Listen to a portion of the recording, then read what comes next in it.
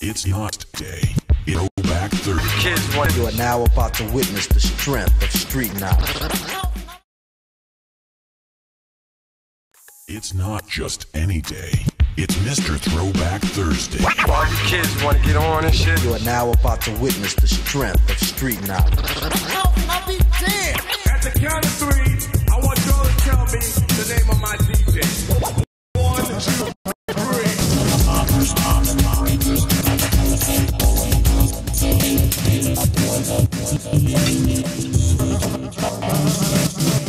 Now, here's your host, Bill Winters, Mr. Throwback Thursday himself, Shane Robinson.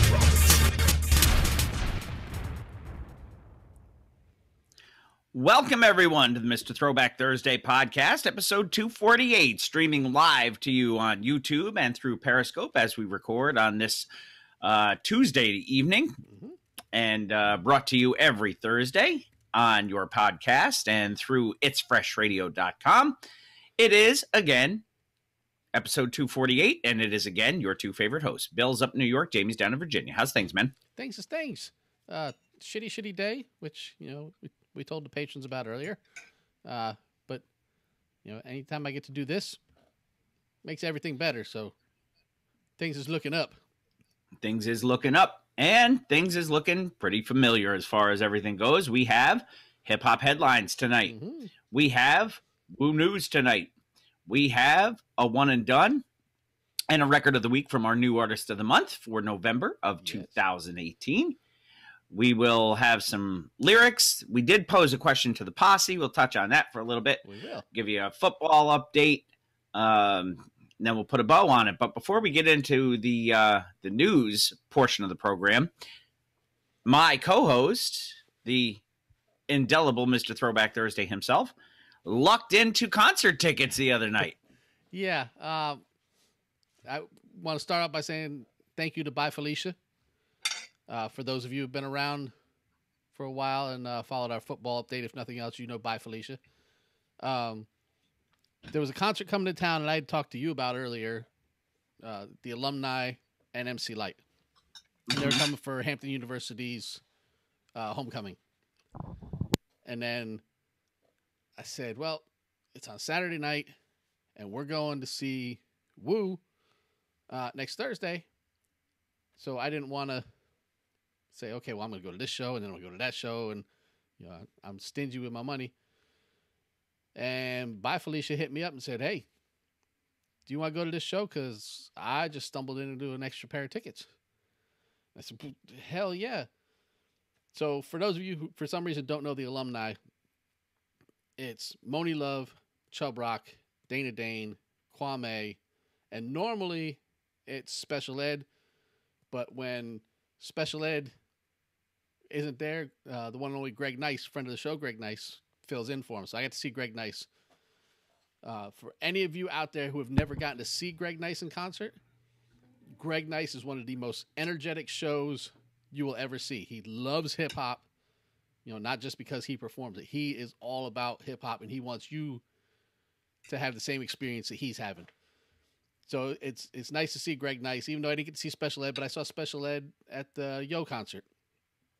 So that was cool. I had never seen Moni Love or Kwame in concert. Everybody else I'd seen, the Chubster, Dana Dane, MC Light I've seen a few times. Greg Nice I've seen. But all of them together, minus Light. Light was her own entity. The Alumni, and the Alumni's DJ is Kwame's old DJ, Steady B's old DJ, Tap Money. So it was good to see DJ B up there working, and then passing the baton over to fellow Philly DJ Tap Money. So to see all of the Alumni together, the concert starts and Chubb Rock is standing in the middle of the aisle on the floor. He's not even on the stage. He's just standing in the aisle. He goes, how about we start the concert from here? You know, in all of his... Did anybody know he was there? Or? Yeah, he was just kind of like standing there hanging out, talking, and Tap Money's like, introducing blah, blah, blah, the Alumni. And Chubbs was like, we're just going to start it from down here. And he just kicks in and starts going from the middle of the aisle. I'm like, well, this is cool. So, as you've seen the Chubster, he's ultimate, I love the Chubster. He's an ultimate performer. He's just fun to watch and hang out with. It's like, Yep. you feel like you're at his party. So the Chubster's going, and then Dana Dane comes walking out on stage. Dana Dane jumps down into the middle of the aisle with him, and he starts performing. So as the alumni perform, they're all together. So it's, yes, you get Kwame doing Only You, and you get Moni Love singing the female part. Mm-hmm. And then you've got Dana Dane jumping in as a hype man on part of the verse. So it's really cool to see them all supporting each other and having their own little shtick. Like, when they did Moni in the middle, she's up there and she runs to one side of the stage. She goes, so if Moni's over here, she can perform. And she runs to the other side of the stage. She goes, if Moni's over here, she can still perform. She said, but these meatheads always want me to perform. And she runs in the middle of the stage. She goes, right here. So you got Dana Dane on one side of her and Chub Rock on the other. And the music starts.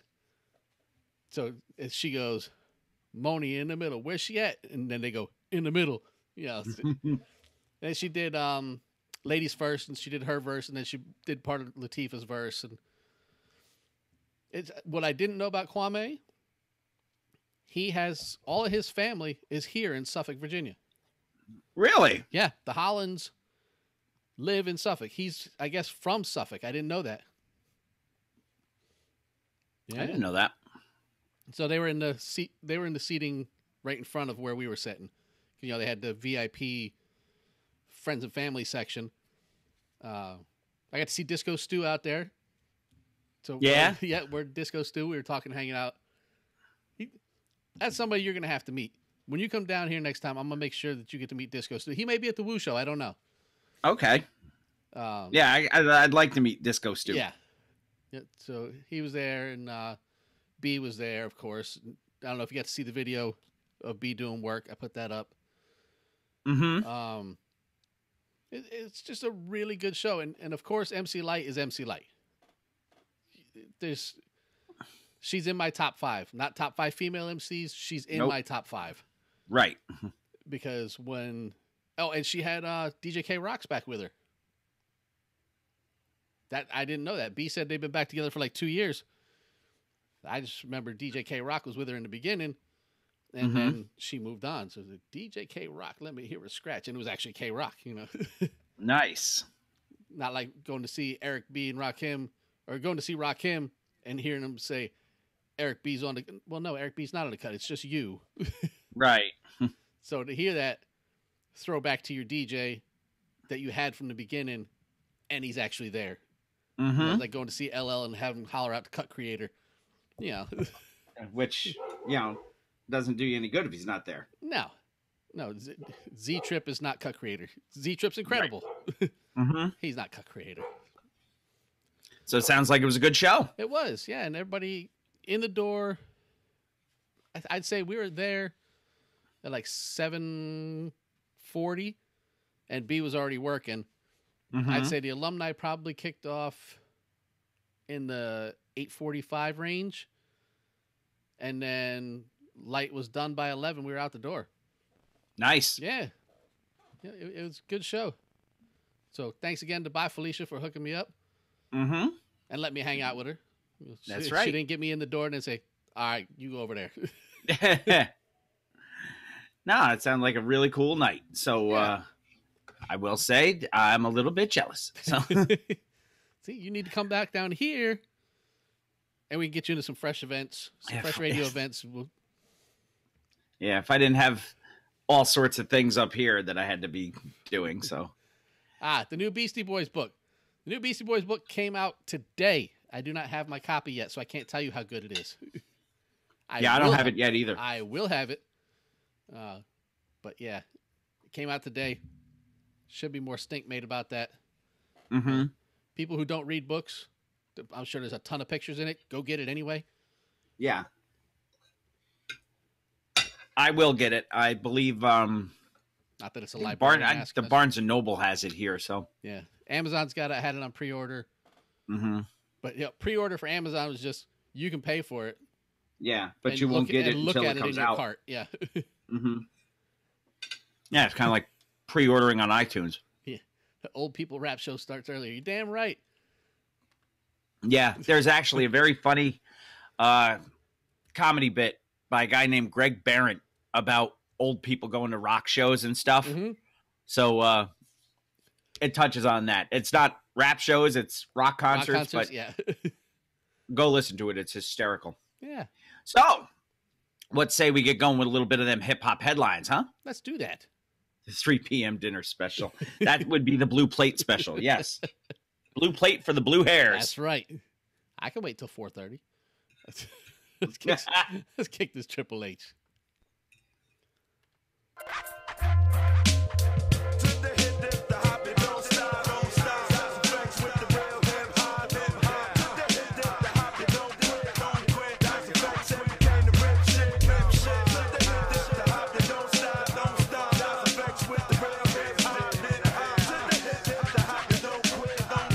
This is Hip Hop Headlines brought to you by Mr. Throwback Thursday. Throwback Thursday.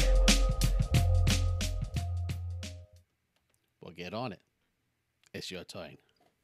And this week we start off with not one but two freshened pieces. It was a rough week. It was. You think which would explain why it was a rough day today, I suppose. Yeah, I was not gonna let the first one go unannounced.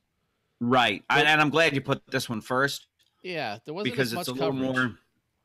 Yeah, in fact, we are getting it from BillyPan.com. Yeah, because we get news everywhere from everywhere. Damn right.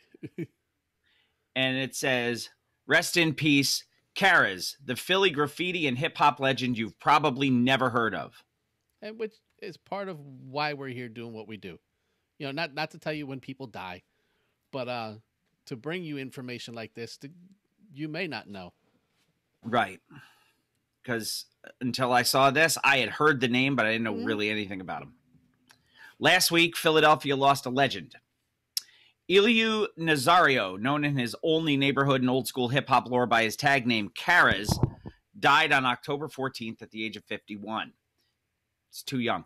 An architect of the graffiti culture that flourished in Philadelphia from the late 70s to early 90s, Karas was a renaissance man of street style, music, and art. Less interested in fame and money and more enthralled by the concept of staying fresh, Karas was back and forth between Philly and New York City for the better part of 2 decades on an adventure of finding the next dope outfit, searching for the next twist to add to his signature wall tags, and seeking out the next unsigned artist to include in his basement mixtapes. Yeah, just to give you an idea of how, and I take this as because it's a graffiti writer. If this were a Philly hip hop artist, you know, rapper, DJ, whatever, I think that this would have come out sooner. This is a week. This is a week ago today. Yeah. But it was 9 days before that he died. Before an article makes its way out. You know, I don't believe writers are any less part of the culture, but there's a lot of people out there that's MC and DJ and B-boy and they'll throw graffiti in there, but it's just as much one of the elements, 5 components of the elements. Yeah. So it just disturbs me when things like this come out 9 days after his death. Yeah. On almost as a, oh, by the way. Yeah. Yeah. It says, revered by those in Philly's early hip-hop movement, Karas is widely considered to be a street art pioneer, particularly of the wicked graffiti style. For his sister Lucy Nazario, he was also a humble and hardworking man who spent 34 years working as a custodian at Jefferson Hospital to support their mother. Per Nazario, it was her brother's passing, which came after a long, arduous battle with brain cancer that led her to finally learn more about his underground fame, such as the fact that he was a significant influence on The Roots, was close friends with... I couldn't reach it. And inspired a character in an MTV cartoon. Kara's decision to remain a low-key giant means there's little info about his legacy online, but speaking with various friends and family, Billy Penn was able to put together a remembrance of his vivid life puzzle. And he was a co-founder of the Philly Wickeds. He was born on March 28, 1967, to Puerto Rican parents, baby brother of 3 older siblings. Karas was doted upon, according to his sister. He began to show an inclination toward the arts, particularly for drawing, at a young age, and there was no way to stop him from displaying that affinity all throughout the house. You should have seen the basement, said his sister. Oh my goodness, it was full of nothing but stickers and tagged walls and pictures. Per Nazario, her brother was constantly doodling on letters or pretty much anything that struck his interest. He enjoyed augmenting images by supplementing them with his particular complex linear flavor, and by the time he was about 10 or 11 years old, Karas was already perfecting the Wicked style and had selected his tag name. Every time you say, 1, 2, 3, and I come with the Wicked. I have no idea how he came up with Karas, said Nazario. I really don't. That was just him. He came up with anything on the spot and stuck with it because it was usually good. When he met a person and got to know them, he refused to call them by their real name. He always had a nickname for them. According to his peer, Culture Livingston, tag name Densky, the actual originator of the Wicked, also spelled Wicket, as in cricket, style of graffiti, was Notorious Bick, founder of Philly graffiti crew Sly Artistic Masters. Wicked writing, which graffiti.org defines as exaggerated, cryptic, often elongated versions in the graffiti writer's tag, is a frenetic, meticulous, and highly individualized craft. It was also known as Philly hand style. People say the Philly Wicked stood out because of their ability to remain consistent in their execution. Karas' technique, with sprawling roots at the bottom and an almost indecipherable name woven together at the top, gained notoriety across the city in the early 80s. Soon, graffiti enthusiasts on both coasts were hearing about Philly's Wicked King. Robert Boo Rosario, one of Karas' closest friends and a member of his graffiti crew since they were in high school painting the alley walls up and down North 5th Street, said Karas' reputation led to an invitation to collaborate on an exhibit with Lady Pink, a cult figure who was a trailblazer in feminist Latina street art. Though Mayor Wilson Goode began to crack down hard on graffiti in 1984 with the implementation of the Philadelphia Anti-Graffiti Network, Karas continued to lead 2 crews, Hands of Performance and Every Tag Counts. Graffiti culture eventually dropped off in the city, but Karas was still in deep with the city's hip-hop scene. Though Karas was widely known for his graffiti, he was also known for being an extrovert, manifested in music, fashion, and witticisms. Per friends, Karas took part in various parts of hip-hop culture and excelled in all of them. Part of what made him particularly special, noted Livingston, who was his old friend, was the fact that Karas was a Latino in the African-American-dominated Philly hip-hop scene. He was true embodiment of what it meant to be hip-hop, of what it meant to be the old-school definition of a b-boy. He was truly a premier arbiter of the culture. It says, my man was into street style before any of the other rappers. Even before Fabulous. I swear he was the first one to start wearing $200 Gucci sneakers with athletic gear. Nobody ever thought of throwing that together until he came along. And there's all sorts of more stuff about the life and times of this man. It's a good read. It is. And I'll just touch on, it was on South Street where he became acquainted with Questlove and Black Thought, formerly known as the Square Roots. Mm-hmm. And both artists put tributes on social media, fondly remembering how he would come up to them while they were freestyling for change, strike up a conversation, and drop his catchphrase, okay, player. Okay, player. And the Roots founders loved OK Player so much that Questlove went on to create a popular music site and collective called OK Player. Yes, he did. So that's all you need to know about that. So that's all I had to say about that. Rest in peace to Philly hip hop pioneer. Can't really say icon. Maybe in Philly he's an icon, but without the general knowledge of the public, we can't really call him an icon that way. But in Philly, he's an icon, and 51 is way too young to go. So rest in peace, Karas, the Philly graffiti Wicked King.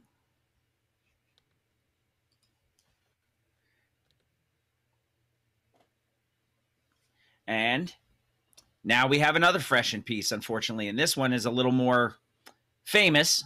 Mm-hmm. Comes to us from hiphopdx.com. And I think I broke the news to you on this. You did. And then like 10 minutes after you did, I got an email from Speech, not like a personal email to me, but you know, the email that he sent out right to everyone who follows. Well, rest in peace. Speech mourns the death of Arrested Development's elder, Baba Oje. And Arrested Development has been captivating audiences around the globe for the better part of 3 decades. But on Friday, October 26th, Arrested Development's de facto leader, Speech, had the difficult task of letting the world know that the Grammy Award-winning group lost its elder and an integral part of the band, Baba Oje. He was 86 years old. Yeah. That is a life well lived. And still, and even in their newest videos, he was present. Yeah. He was part of it. Hip-hop culture just lost a soldier, Speech began. R.I.P. Baba Oje, hashtag. Baba Oje the Elder from the 2-time Grammy Award-winning group Arrested Development passed this morning at 4 a.m. after fighting acute leukemia. He was 86 years old. Baba was the oldest member of any hip-hop collective, and his mere presence in rap spoke volumes for the genre and for a generation looking for symbolic wisdom and answers. He was an activist for the homeless, a military veteran, a world traveler, spiritual advisor to the group, strict vegan, dancer, vocalist, and avid roller skater. I love that. His family, I love that too, yeah. His family and friends are scheduling service arrangements for him. Should be this coming Friday, I believe. We will deeply miss Baba Oje and ask for prayers for his family. And Speech went on to reveal how he first met Baba. He would later discover Baba was the best man at his parents' wedding. Yeah, that's crazy. I met Baba hanging with the young dudes while I was in college. He was always super cool and always willing to talk to the youth, he continued. I gathered up the nerve to ask him to be in my hip-hop group. He at first said no, but later reconsidered when he thought about the fact that a young black man was striving to start a positive rap thing. However, we both found out that this partnership was bigger than we even knew. We both learned later that Baba knew my parents and, in fact, was the best man in my mother and father's wedding way before I was even thought of. That's the spiritual bond we shared. He was literally like family to me, and I will miss him terribly, as will the entire hip-hop community. Fresh in peace, rest in power, Baba Oje of Arrested Development.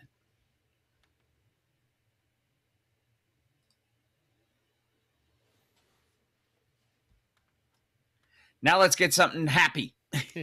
Yeah. If you noticed, you got to see it. Everybody else didn't. In the Kara's article. Yeah. That last picture of him sitting there holding that bottle of works every time. Yeah, I did notice that. I was having fun following along on this thing. This was fun. It was just it was out of this article, and I went, we did one like this, not maybe a year and a half ago, maybe. yeah. According to themanual.com brings us our next article. Did you title this you titled it Fever for the Flavor. And more for your money. The best 40-ounce roundup. A 40 is a 40-ounce bottle of malt liquor that is cheap, no more than $2.50 usually, and strong. For any of you who needed that explanation, there it is. Malt liquor is not actually a liquor like vodka. It's a beer.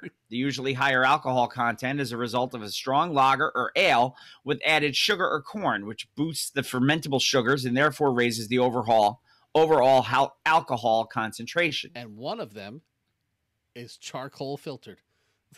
But enough of the definition stuff. You probably know the term 40 and recognize its shape from iconic hip-hop names like NWA, Ice Cube, Snoop, Cypress Hill, Eminem, Bone Thugs, and Wu-Tang Clan, although later is more into flavored vodkas these days. Yes. Heavy and sweet without much bitterness. Drinking a 40 is less about the taste as it is the attitude of being strong, cheap, and rebellious. Oh, no, it's about the taste. Yeah, not as a positive factor, though. No. That said, a 2013 article in Punch by Besha Rodell explains that the insane success of the 40 was short-lived once rappers moved on to Cognac and Cristal. Let me tell you, I never moved on to Cognac and Cristal. I was still living on 40 money. We still drink 40s when we get together. Yes, we do. We hunt for them. Or some states even... Sometimes friends of mine will go to Rhode Island for school and find out that they have St. Ides hanging out on the shelves from 25 years ago and bring it back to me.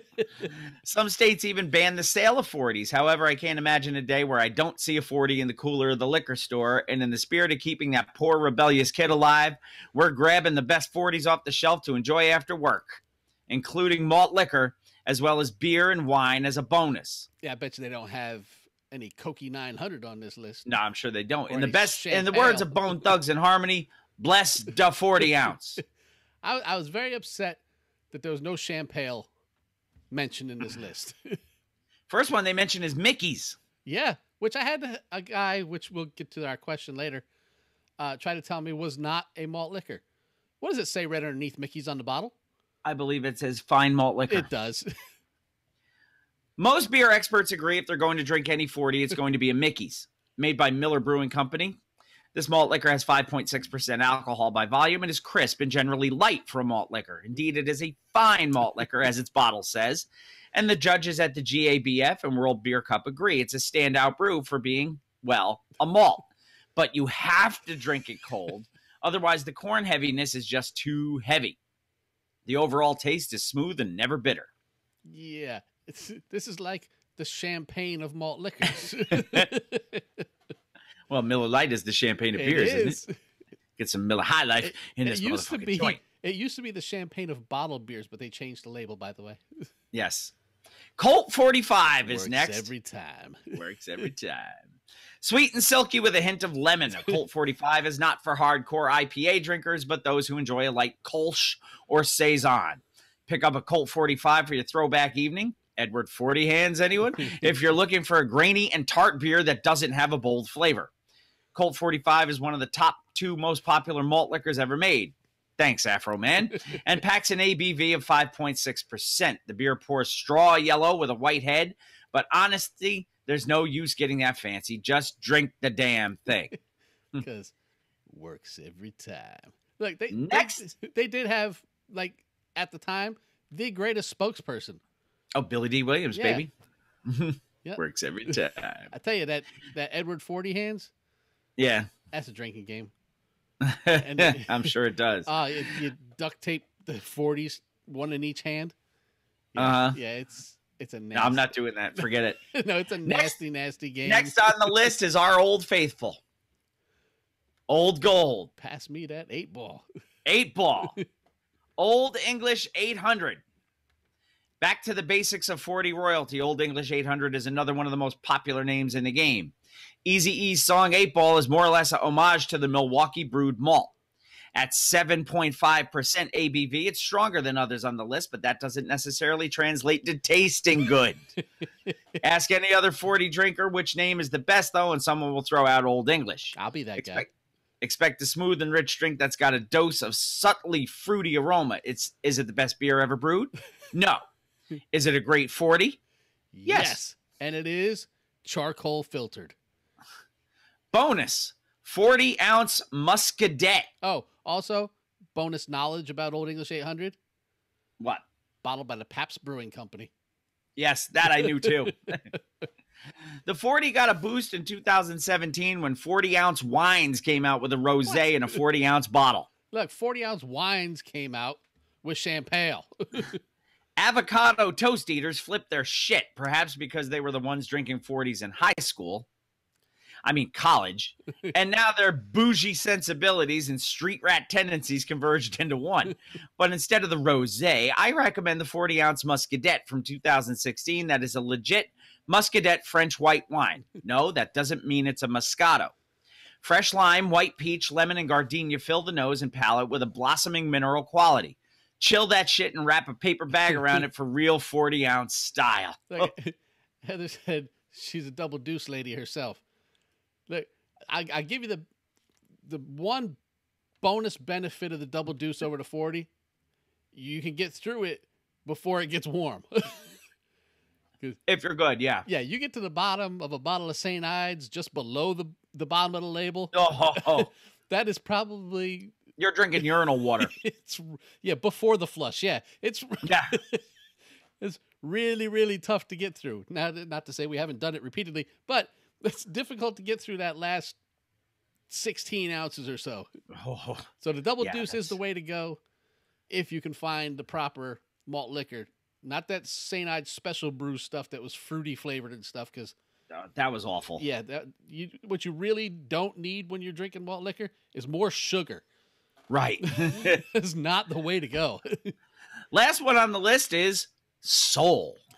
Yeah, see, they didn't have As in the Spanish soul word in for sun. 40s when we were young. No, the Mexican lager Sol dates back before Ice Cube penned the romantic lines, "Get your girl in the mood quicker, get your Jimmy thicker with malt liquor." Sure, Sol isn't technically a malt, but it's a 40-ouncer, so who gives a fuck? Sol is also delicious for being an approachable beer, aka not complex. The golden lager is light, but brings in a dash of heavier malt flavor. It's refreshing and doesn't have the acidity of a Corona. So pour some out for the homies and down the whole bottle. Yeah, it's not a complex beverage like 8-Ball. Yeah, and do you know that they're putting 40s in plastic bottles now? Yes. Yes, I saw that. And it's kind of a... They don't bounce like the glass ones. No, they don't. That's for sure. And yes, people, glass 40-ounce bottles do bounce when you throw They them. also explode when you throw them against a wall filled with urine. Right, Becca? Yeah, it happens when you pee on your shoes, though. Yeah. Anyway, next on the hip-hop headlines list, you want to talk about a dick move, man. Holy shit. Yep. You've titled this Petty Like a Boss. It is, though. It is. Oh, yeah, it is. And tell me it isn't a dick move. Oh, 100%. Now, it's not going to make any difference at the end of the day, No. but it's still a dick move. But as a statement, it's funny as hell. It is. And this is the way to go to make your move and go, oh, really? How about this? Yeah. Newsweek.com, because now we're going to reputable news Well, sources. yeah, why not? 50 Cent trolls Ja Rule, buys 200 tickets to the rapper's concert just so it will be empty. That's some The beef shit between right there. rappers. The beef between rappers Curtis Jackson, known as 50 Cent, and Jeffrey Atkins, known as Ja Rule, Yep. will apparently never die. More than 15 years after their feud was at the center of the hip-hop world, it appears there's still some bad blood between the Queens' New York MCs. Mm-hmm. On Friday, Jackson, dubbing himself as the King of Petty, and I think he earned it, Yeah, I get revealed so. that he purchased 200 front row seats for Ja Rule's concert so the rapper would have to perform in front of an empty room. That's some shit. That's People think I'm mean, so go see this. $15. Wait, what do I do now? LOL, he wrote as a caption alongside a photo in a since deleted Instagram post featuring a screen grab of the tickets being sold on Groupon. He later added a comment to his own post. I just bought 200 seats in the front so they could be empty. Ha! Jackson also shared 2 additional Photoshop posts of him surrounded by empty seats in reference to Ja Rule's upcoming concert. The beef, which dates back to as early as 1999, was reignited in September when Atkins announced that he had to cancel on a show in Syracuse, New York. Mhm. Yo, Syracuse, I just got word that the show has been canceled, he said in the video. Sorry, man, been trying to get there all day. I love y'all, man. We going to reschedule the show. I'm leaving the airport now, man. I was just in Syracuse. where are you? Jackson responded by saying the concert was canceled because of a lack of attendance. Only 10 tickets sold. Don't nobody want to see that shit. You talking about, wait, we got a lot of people on the walk up. Get the fuck out of here, he wrote as a caption on Instagram, ending with his signature message, get the strap.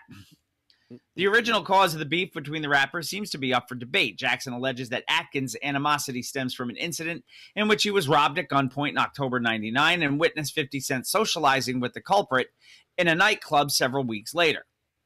Ja Rule, who had already achieved commercial success, claimed that 50 Cent's ire stemmed from being spurned by his label, Murder, Inc., when he was an up-and-coming rapper around the time of the incident.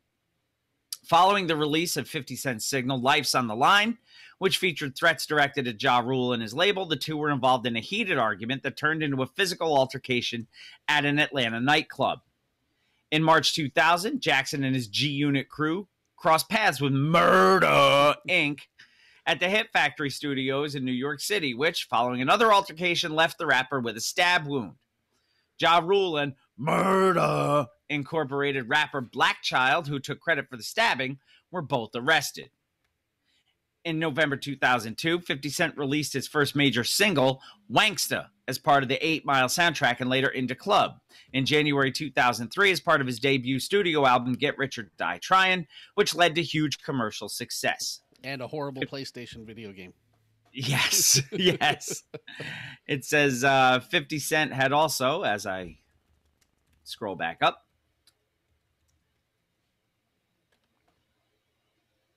I don't know what happened here. There it is. 50 Cent had then surpassed Ja Rule in terms of popularity, and the beef became one of the most debated feuds in hip-hop, with several other rappers getting involved, including Eminem, who was the founder of Jackson's label, Shady Records. The feud continued for years, despite the fact that Ja Rule, alongside Murder Inc. CEO Irv Gotti, admitted defeat during an interview with Angie Martinez on Hot 97 in New York on September 19th, 2013. But 50's still trolling him. Yeah. Now, yeah, think. Ja Rule's getting paid. Okay. But, yeah, think. So, what's that, like 10 rows in the center that are empty? Yeah. Theoretically, because we're taking 50's word for it, which we know isn't shit, but we've been burned on that before. We're taking 50's word for it. Plus, have you ever bought tickets for a show off of Groupon? Yeah. Okay. You don't get to pick what seats you get. You get that. It's not a general admission, but to basically, they'll tell you when you get there where you're sitting. Right. So he can't buy out 20 rows or whatever, 10 rows. He can't, unless that's all the seats they had in that price range. I have no idea. That's possible. So, but yeah, you wouldn't think that those would be the ones that they put on Groupon front row seats. You know, no, not usually. Still, I don't care where he's taking 10 rows of seats out from. That's still a dick move. Yeah. Our next article is called Marvel Music. I believe this one came to us from our Midwest correspondent. I believe it did. And all of a sudden it disappeared, so I had to bring it back up. Well, DigitalMusicNews.com brings us the Universal Music Group partners with Marvel to reinterpret classic hip-hop album covers, and we've seen these in the past, too. We actually put pictures of these up on the website, I think. I think we did. Through a new partnership between Marvel and UMG division Urban Legends, 3 legendary hip-hop albums will get a comic book makeover. That could be the first of several rare reinterpretations. Urban Legends is a mostly old-school rap-focused division under the Universal Music Group umbrella. Wait a minute, wasn't it DC who had it done first? No, Marvel did it.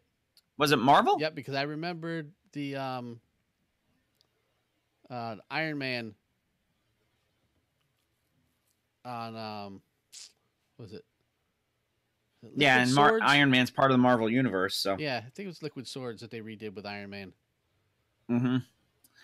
So it says, accordingly, a Marvel-inspired series will feature variant covers of some of the label's most legendary hip-hop releases. The first comic book-inspired covers will be available this year, December 7th.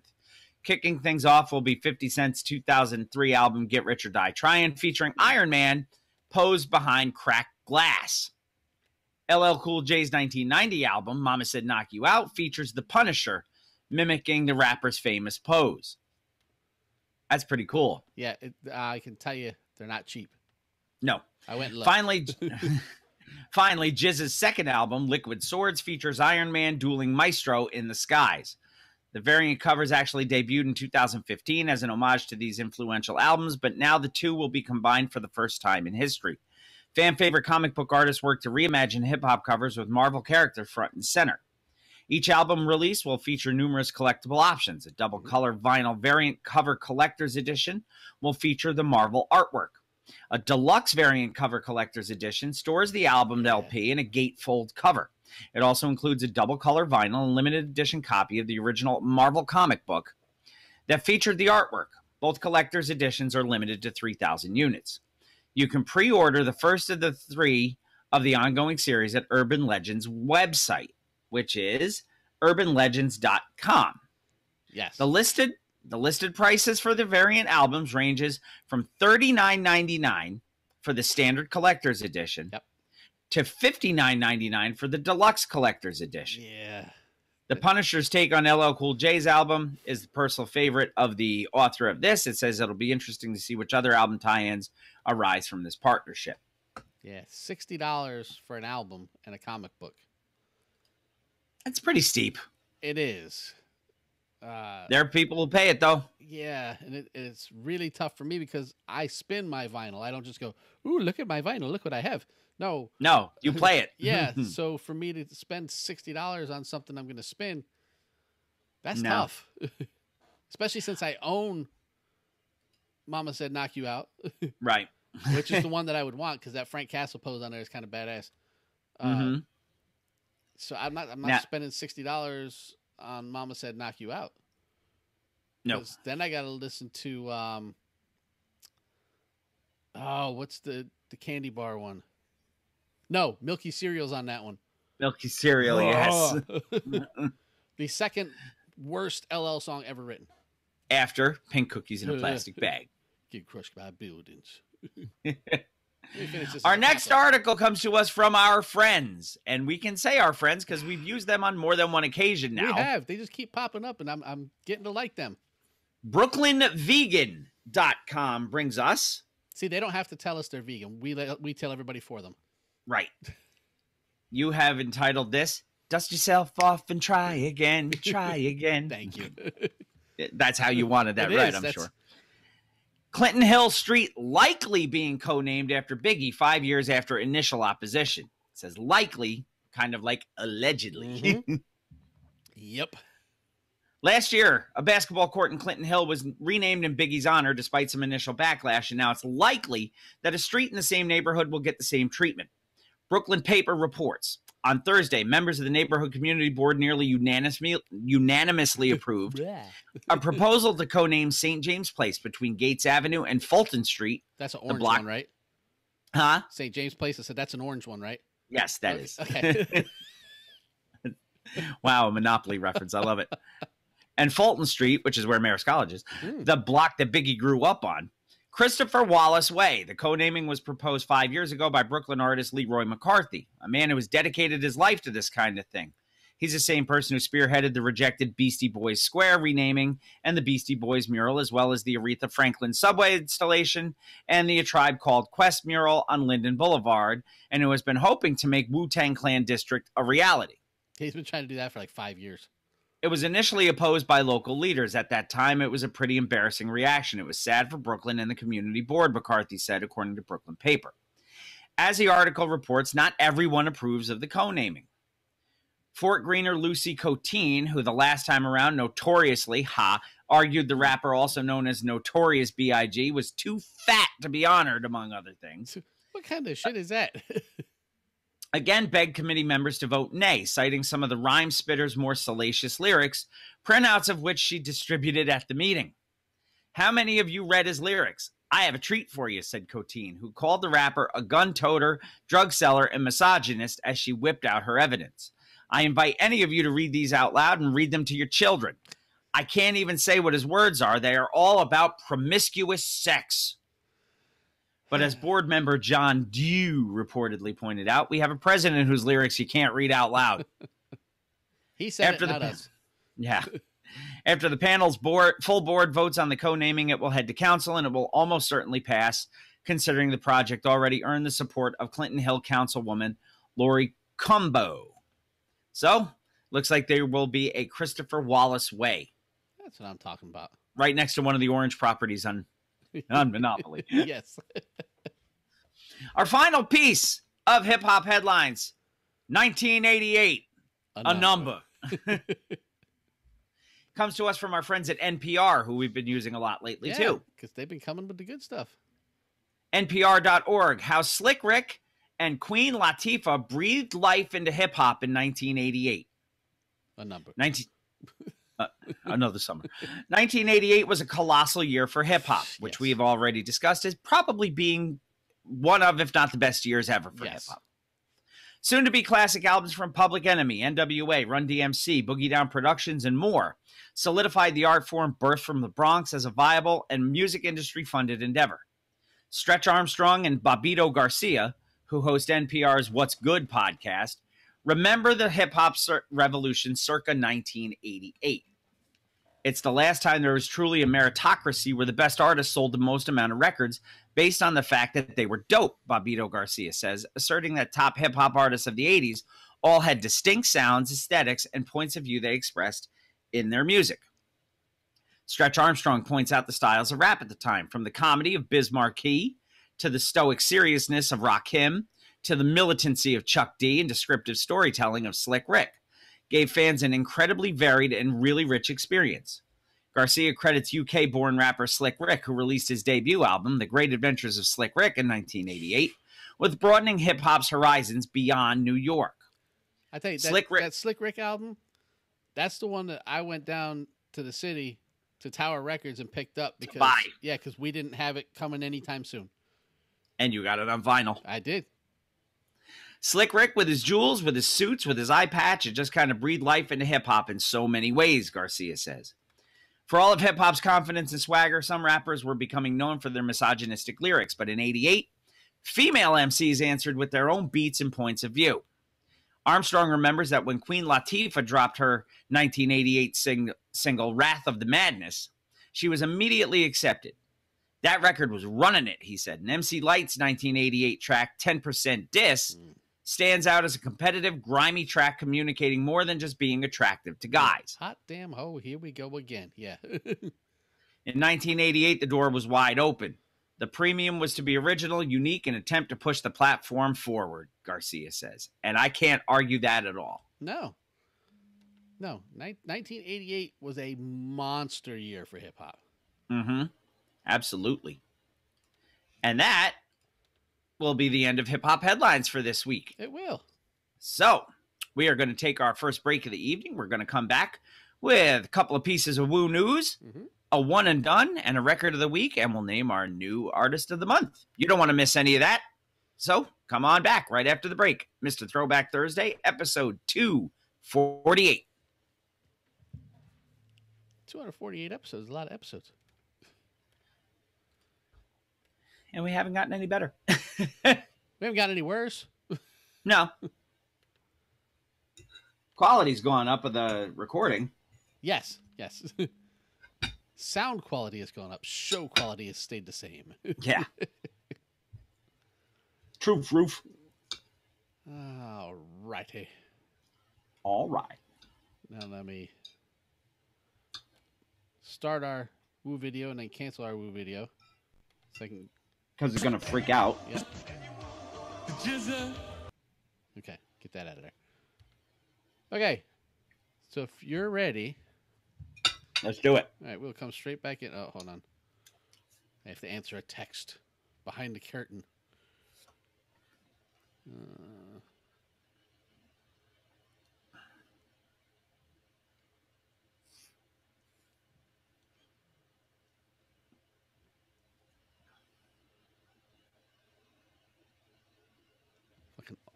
How do you go into Office Max and they don't know what graphite paper is?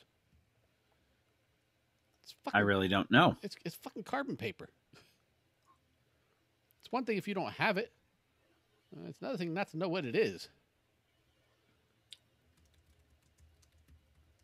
There are way too many people working at those stores that have no idea what the fuck they're doing. Yeah.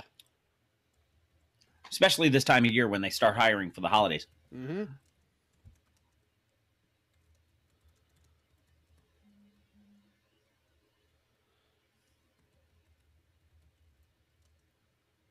Oh, I have to do my day 2 movie challenge. I did my day 2.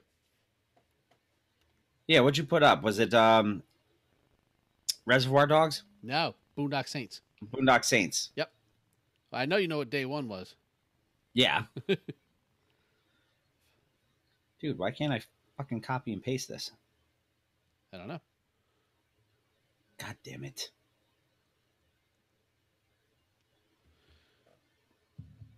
Damn the man. Save the Empire. That's going to be another one. Okay, there. Copy and paste. What's on your mind? My hat. Actually, I'm not wearing a hat. Who am I going to nominate tonight? I nominate Phenomena. What? Phenomena. Do do do do do. Phenomena. Do do do do. Okay. So now I have to find a still from the movie I'm going to use. You do. Not a Kenny Stills. No, Not a Steven Stills. or a Crosby stills. Mm. Or Nash.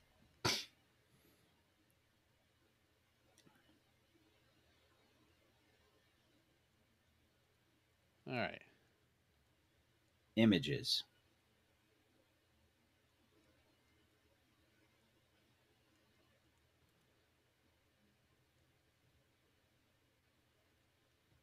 All right. I'm gonna hit this. Save image. Come on, man. There you go. Save image. And now I go here and I hit post the photo. And I Yes. do that. And I hit done. And I hit share. You should And not then I hit go share. do- That's what Sonny did, and he turned up dead. No, he hit a tree. Yes, I know. Yes, he did. All right. John Denver flew into a mountain. Which one? Which song? Phenomena. Oh, today. Phenomena. Phenomena. As we record, for anyone Yes. who cares, today is Mr. Darren O'Brien's birthday. Oh, happy birthday, Snow. Yeah, I know Scott Spencer would be very happy to hear it. Did you like that thing I put up the other day? It says, I feel like DMX scrolling through my timeline. You whack, you twisted, your girl's a hoe, you broke, the kid ain't yours, and everybody know. All right, my rum is gone, so that's a sad state of affairs there. Why is the rum gone? That's a question I often ask. Why is the rum gone? All right, happy birthday, Snow. Make sure you throw that in the next break. Okay.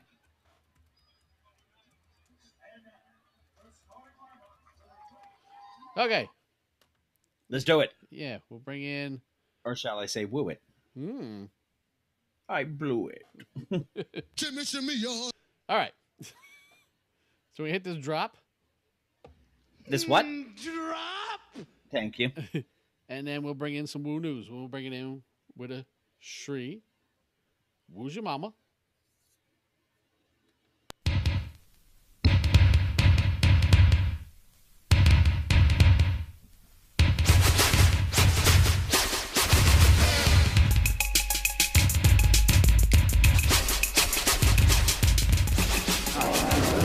Hey, this is Russell Peters, and you're listening to my boys, Jamie and Bill, on the only classic hip-hop podcast that matters, Mr. Throwback Thursday, or Hide Your Baby Mondays. Or where the fuck is hip-hop now Thursday? Oh, that's Thursday long. We got fuck. Would have been such a good drop, and I fucked that up. Anyway, you know what you're listening to.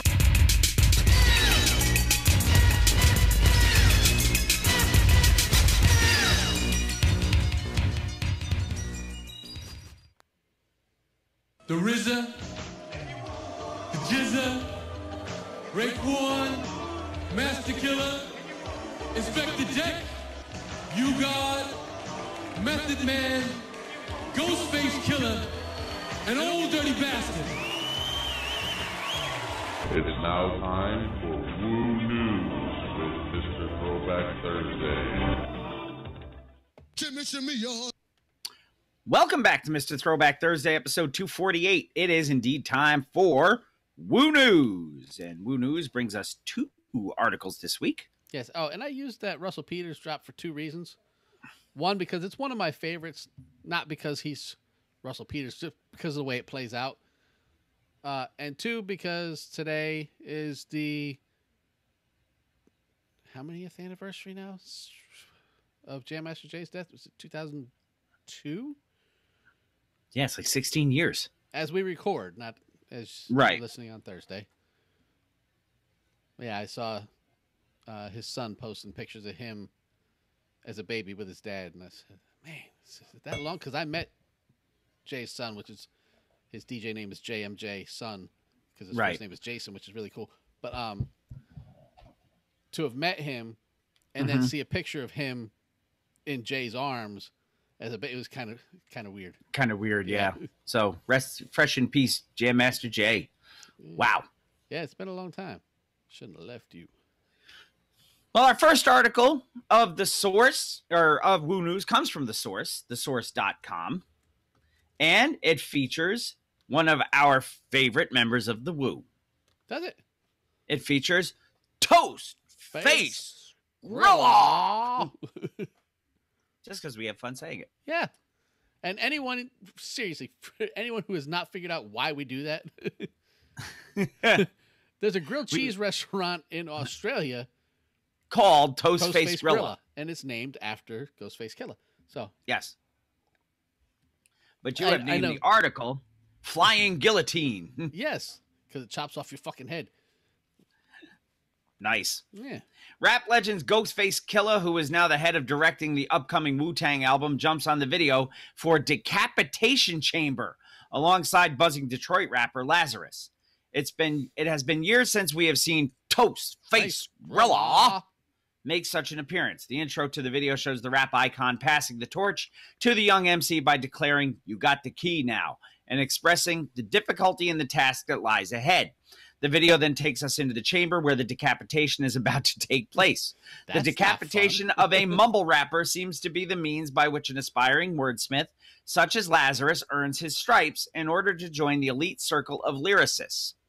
Using that metaphor, Lazarus showcases his verbal assault after Toast Face Grilla drops vintage bars reminiscent of his old days. Lazarus gets on the mic and does not let up for a second. Each and every punchline and metaphor stabs with the sharpness of the blade that he's holding in the video. The verse hits a climax with the bars, "Come to take the throne despite your willingness with honor, like Killmonger came to Wakanda to take it from T'Challa." Whew, that's all. In reference to the film Black Panther, the chorus has Toast Face and Lazarus proclaiming that no rappers can touch them and that they are ready to eat the eyeballs of any challengers who make their way to the chamber. Did they sit down and have a writing session with Mike Tyson or something? Tasty. The video finishes with a brutal shot of the inevitable decapitation that makes Toast Face Grilla a believer in the abilities of the Pakistani MC. The song and video are a breath of fresh air in today's hip-hop scene and a warning to the current generation of rappers who don't put emphasis on lyrics or message. The song is produced by Rebel of Con Artists. The video is directed by Michael Sue, executively produced by Divine of the Wu-Tang Clan, and brought to you by Dream Team Management and Laz Army Records. So, want a little taste?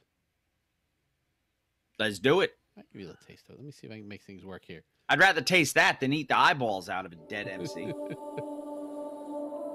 Let's jump ahead a little bit here. All right? You worked this hard to come this far, you know? You call God, rip his eyeballs out in front of you, then eat them. Chop the head off the rapper. You call God, rip his eyeballs out in front of you, then eat them. Welcome to your decapitation chamber. Bounty coming for your head, beware the danger. Welcome to your decapitation chamber. Bounty coming for your head, beware the danger. Welcome to your decapitation chamber. Bounty coming for your head. Tell you, rip the eyeballs out and eat them. They keep feeding you and feeding you and feeding. Our next article of Woo News comes to us from Bitcoinist.com, I should say. No L in there. Bitcoinist.com. Thanks and to, you have called it. Thanks. At Kick It Old School hanging out with us tonight. Sorry. Go ahead. Okay. Well, thank you for joining us. I just got that notification myself.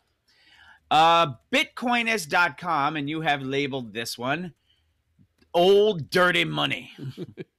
Not Diddy Dirty Money. Wu-Tang Clan are releasing a cryptocurrency in honor of Old Dirty Bastard. We talked about this, I think, a while ago. That it was in development. Young Dirty was talking about doing it. The seminal hip-hop group planned to honor the legacy of deceased group member Old Dirty Bastard by releasing a cryptocurrency bearing his name. The return of the Wu. 25 years ago, as Wu-Tang Clan dominated the U.S. hip-hop scene, they proudly proclaimed that the Wu-Tang Clan ain't nothing to fuck with. And in 2018, it's clear that the world-renowned crew feels the same way. In spite of a brutal bear market and a marked slowdown in ICOs, the Wu plan to debut their Old Dirty Bastard coin themed token this week in a public pre-sale. The token, previously known as Dirty Coin, is named after a deceased member of the hip-hop group who went by the same name, and the rapper's estate decided to rename the token to honor his memory. ODB's son, Barson Jones, thought of the idea in March, and he envisions the token functioning as a fan-centric cryptocurrency. Jones said, "I couldn't be more excited about the future of the ODB coin, and I know my dad would have felt the same way."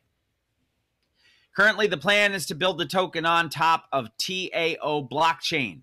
The token will eventually trade on the alt market exchange. ODB coin is not meant to be traded like an investment. Rather, it is intended to act as an incentive for fans, and Jones explained that fans would be able to spend ODB coin on shows and other merchandise like video games, t-shirts, and books.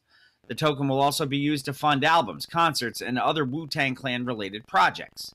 Jones believes the token is a great way to connect with fans and reward them for their interest. Hey, well, so all these Bitcoins aren't real things. They're not tangible. Right. Is he saying that this one will be? Is it a collectible That's what thing? It sounds like to me, that it's actually going to have a physical form.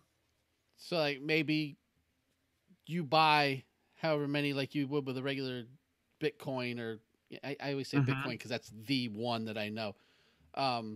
Maybe you get one collectible coin or something as a keepsake, I guess. Yeah. I have no idea. And the rest is all digital funny money.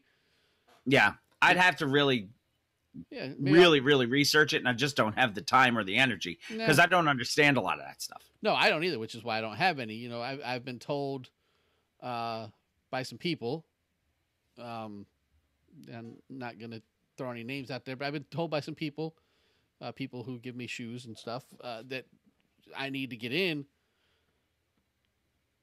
I'm on a fixed income, dude. I'm retired. I don't have Bugs Bunny money to be saying to possibly lose. You know, yeah. Let me throw it out there in the ether, and like this one's talking about. Oh, and you'll be able to use it toward T-shirts and how about I just use my money? Yeah, I was going to say I have cash. I can do that with cash. My money spends well because cash rules everything around me. Cream. Yeah. Speaking of, hey, let's throw out a little extra bit of Woo news. Where are we going? As this show is airing on Thursday, we are going to see the Wu-Tang Clan. Goddamn right we are. That's right. All living members and either a hologram, probably a hologram of ODB. There's a substitute ODB on Kimmel. Mm-hmm. I don't know if it was YDB or not. I didn't watch carefully enough. I just noted the people who were at Kimmel didn't know what they were watching because they didn't know how to react. The FODB was in the audience. Yeah. And when his part came up in Protect Your Neck, he like ran up on stage and nobody batted an eye like, oh shit, it's ODB. No, it's some player. Yeah. Okay, player. Anyway, You God Still Sucks. We'll find that out in person on Thursday. We will. And ODB is still dead. Maybe. We'll have to wait and see. We'll let you know if we see him. And there's a possibility we may try to do some kind of live stream from this thing. Yeah, we will do something. As any of you who saw the other night when I went to the Alumni and MC Light show, I was streaming for a little bit, but it's very, very hard to look at the screen and to actually take in the show that you're watching. And I don't want to watch a show through a screen. No, we can do that later. You know, I'm sure it'll be on YouTube somewhere for somebody who didn't care. Right. But we will do something possibly from the hotel. Yes. Possibly from outside the anthem. Possibly with a special guest. Yes. So we'll see. Yeah, we'll see how many special guests we can run into. That would be nice. So that is Woo News for episode 248. That's going to bring us right into our one and done. Yeah. And our one and done. Again, you went down the rabbit hole and made me do some research here. I will say, I didn't know this record existed before I went down the rabbit hole. So if you do not know this album, do not feel bad like you should know this album. Because, you know, I'm not all knowing, all seeing. I know a lot of music. I know a lot of hip hop. Mm-hmm. I did not know this record. No. It was probably about a fifth time down the related artists or fans also like. They changed it. It's no longer related artists on Spotify. Yeah. It's fans also like. About 5 different clicks to get there away from Kevin Bacon. We were playing at work the other day. Well, I did it with Sadat X. Uh-huh. So I started with Sadat X and I ended here. And I said, here, this is actually pretty good. We're going to throw it up there. And you're probably wondering where here is because Yes, we tend to talk a little bit. Yeah, I'm very bad at this. Here would be the debut album that came to us August 24th of 1999 on Matador Records, running 60 minutes and 51 seconds. The debut studio album by American hip-hop group Arsonists. Yeah. And it's called As the World Burns. Let's show everybody. Ta-da. And I got 21 tracks on this. It's a lot of tracks on this record. I have 21 tracks on this record. But it's only an hour long. And we're not playing everything, so don't worry. No. But we will play track number 1, which is the intro. What's the name of the intro? And it's called Intro. And Spotify is going to be a douche. Smells more like outro. All right, here we go. Intro. Or not intro. It's a Shakespeare thing. It's my Hamlet arsonist. Intro or not intro.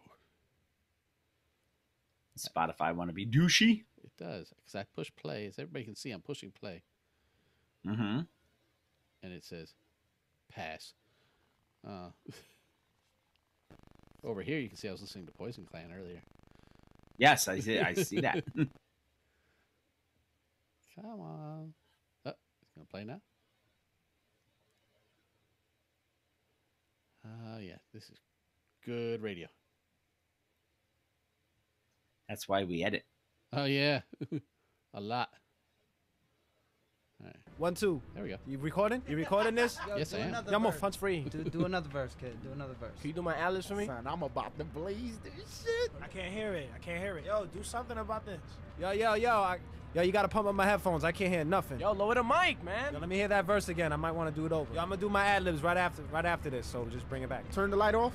I want it dark and shit. Yo, I'm gonna change my verse. Yo, what you think? I'm screaming too much on this? Yo, I'm feeling that part, but I think that on that line, I think you should freestyle. Yo, punch me in. Jice. That shit sounds swell. Yo, what the hell? Whole lot of talk. Yo, punch me in right after. If you unique. Yo, we gotta double up on the hook. You still recording? We're gonna feature. Still trying to reduce the volume? Yep.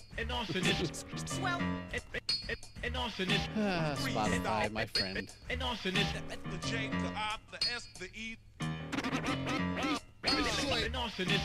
Everybody can see that. The volume is all the way down.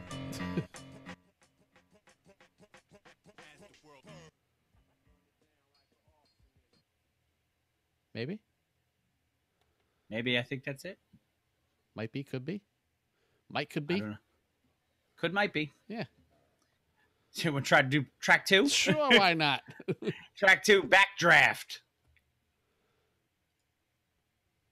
This is going to be fun tonight. You want to close and reopen Spotify and see if it's I'm going to make it work. Or not. I thought I had it. There we go. If it only had corny MCs, arsonists setting fires 360 degrees. Backtrack. Who wanna start a trend when it shouldn't even be a trend to be back and whip? I think too many MCs are forgetting. I got your whole Cooper, you pupils out your nostrils, bad. Race my stuff like witchcraft, taking the gap to darker map. Backtrack. My arch enemies, I fire fighters. See, if you think you're taking us out, your luck is off for fire, man, retire. MCs get passed out like flyers. My dope rhymes and Scarface got coke lines. You couldn't judge me if you spoke mine. Get broke 9 and 10 different ways. Start at your armpit. Track number 3, Shit Ain't Sweet. Well, duh. That sounds like the response to a dare. Yeah. Go ahead, taste it. Sweet. Shit ain't sweet. No, it ain't. I'ma make him feel the heat. Torch his ass to the meat. I tell him take a seat. Shit ain't sweet. Strong hands between our shoulders, God soldiers. I thought I done told you that shit ain't sweet. Goddamn, I thought I had trust, but trust is an imaginable expression based on distrust. Jealousy out of thrust. So what? Too many promises. Shit ain't sweet. Tastes like a penny. Track number 4, Pyromaniacs. And I believe this was the big one off the record. Yeah.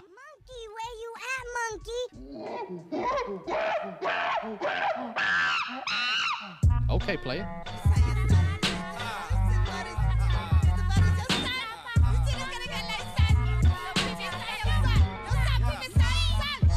And what? Rappers wanna bring it to me. Oh, you the nicest MC. So. And what? We know the flow, spot. There's a little Onyx feel to that. Yeah, throw that sticky in there. So. Friend of the show, Sticky Fingers. Track number 5, Underground Vandal. DJing, breaking, MCing, and graffiti. Check it out. Feel me on this one. Yeah. See, there's 187 reasons why to be a necrophiliac. I'm in the cave, but only non-fiction. See me at thirst into howl within the third hour of the night. Dunkin' Vandal squad spraying hard in the void the searchlight. Using the shades of Brooklyn to cloak for blue and white problems. Switch sense on crylons. Meanwhile, I follow them, the click clacks, the knick-knack. Finish the piece, step back. Mad skills, Hispanic, urban, thermodynamic, pitch black. Here comes the boys in blue, cause of massive fluence. They have the test for harmony. They're coming at me with the... Track number 6, Blaze.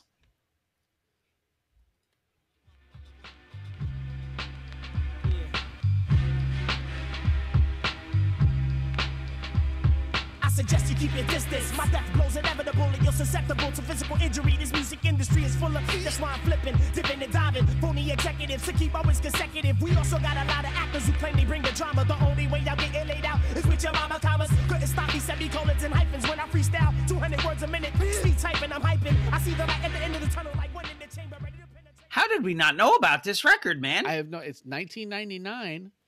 It's good stuff. It is. That's why I said I stumbled on it and I said, man, let me look this up.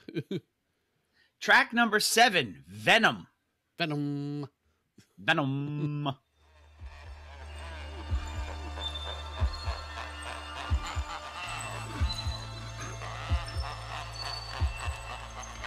You got the backstabbers, cutthroat niggas is fake, hard to maintain every day. Dealing with these backstabbers, cutthroat niggas is fake, hard to maintain every day. Dealing with these within my intricate weaver brain cells, I withhold the main spell to cast upon you demons, plotting and scheming, dreaming about things that would never occur in this dimension, far beyond your wildest imagination. The illustration suspended animation. I put you on pause cause you're too busy bending rules while I'm breaking laws of gravity. Don't give a damn if you're mad at me. Filling jaws with cavities. If you're still breathing, you should be glad to be alive. Some don't survive or live to see the next day.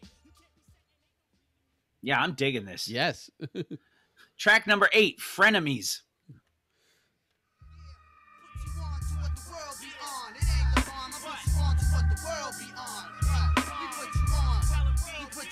Friends and foes tend to pose similar beside you. In your perimeter, one in your ride too. Mimickers will provide you with reasons to get all up inside your hide your chips. You don't know when they'll decide to flip. Handshakes from man snakes who jam snakes in your chest. Who cares if y'all broke bread or pancakes? Track number 9 might be your favorite title on this whole damn thing. If he lives on Endor, you must have quit. Lieutenant Worf and Chewbacca. We haven't had a good Chewbacca defense reference. We have in a while. not. I sport the grimace of thunder. Not since Sugar found guilty. Kinetic energy is X weaponry. Kamui balance his destiny. Tribulate the trials, disciple of the files. Walk for 9 million miles within the race mile. You 1 year short of a breakdown in the town called cyberspace. Misplaced to waste time. I take mine, the sand grains shoot towards the sky. Dedicate to sunrise. Revolutionary by God's design. Centurion, the darker sides of the moon. Consume awareness, the doom clouded by mushrooms. When worlds bleeding collide. the salty water through my ice socket, can't stop it. See, I've never been a big fan of that whole rapid fire that doesn't really pay any attention to the beat behind it thing. Yeah, no, I'm totally with you. If you like Tongue Twister, Chip Fu, when it was still on beat, and it's fantastic. Yes, but when it's doom doom Just doom doom doom, and you're going ba-da-da-da-da-da-da-da-da, and I'm just not paying any attention to the way that the beat is flowing, and that, you know, just and that's all I'm doing is going, wow, this dude is off beat. I don't know what he's saying because I'm bugged by this. You know, it almost reminds me a lot of the battle scenes in 8 Mile. Yes, which were probably done without music. Nuts. Yeah, probably better without music. Well, it's probably done without music, and then the music was laid over. Maybe I'd have to find that out. Or it may not even have been the same music. You know, yeah, because they may have dubbed it in after the fact. Track number 10, Session. Keebler Elf.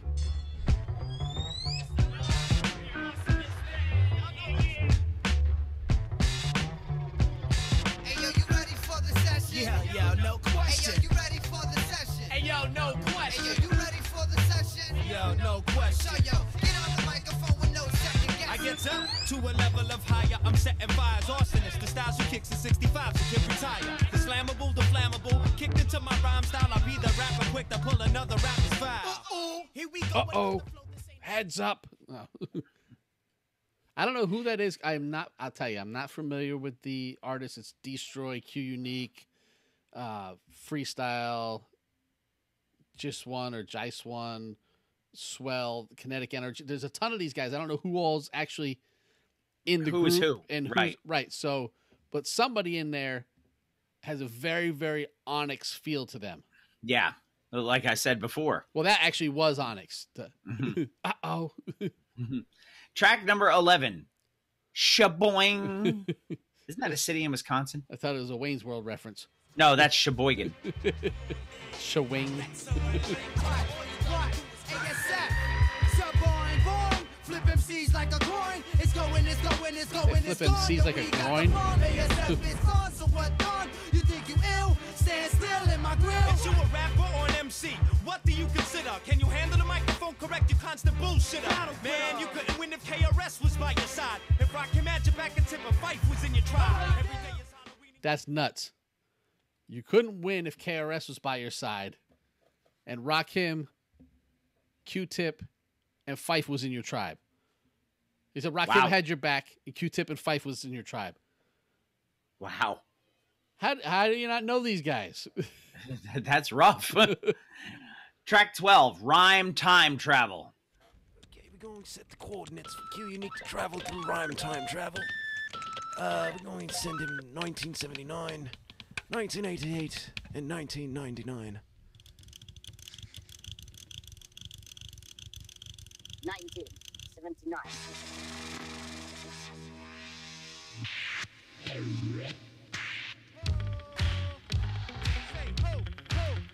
Get that delight feel.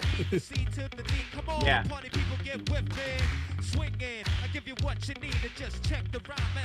Groove is not in the heart, though. Yeah, no, it's not. Because this is 1979 that they went back to.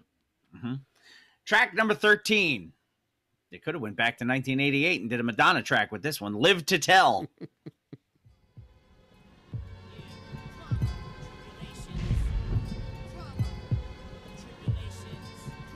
As we run through the jungle, it's a holiday. We peep, we 16, 3 trick freaks who strip sweet from the brick streets. How it went down, not a sound. Walking around, the clown stalking the town like he's New York with a crown. Rolling with his queen, we seen. He drunk by his lane, the scene seemed to be cool, but he started to scream. He ran up, hand stuck with my man. What? Your clan's what? Plans fucked, thought I stand shot. In his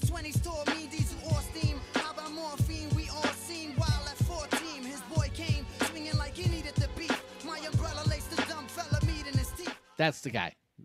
Who's musically, that track had a lot of like them minor chords in it. It sounded very Wu-Tang-ish. Yeah.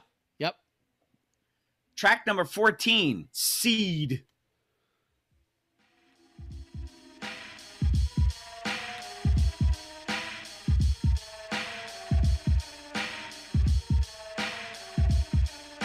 The struggle continues, my rhyme gets within you. A sense of combined gimmick with lyric assassination of spirit. Hear it, I'm planting seeds of thought into the garden of imagination. Auditory harvest drops of verbal I vegetation. abolish the opposites of positive forms of knowledge. Exceeded from my mother's womb in 74, she dropped it. Shock the world's balloonies, give me no phonies, I'm defected.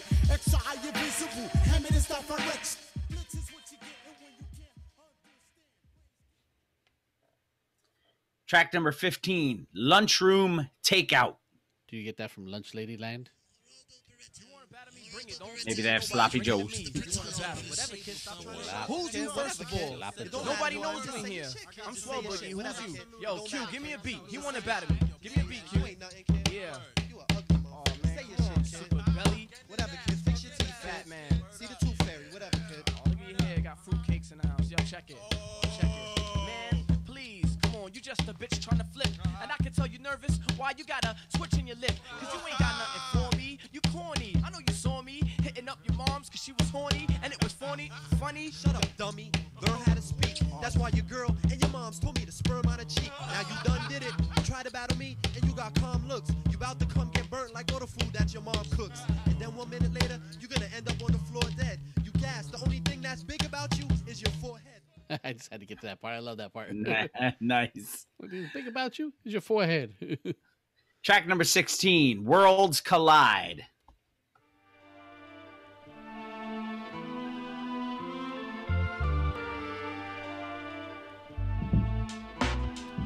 When our worlds collide, all your MCs will get fried. If you in my way, then you ain't by my side. So money, money.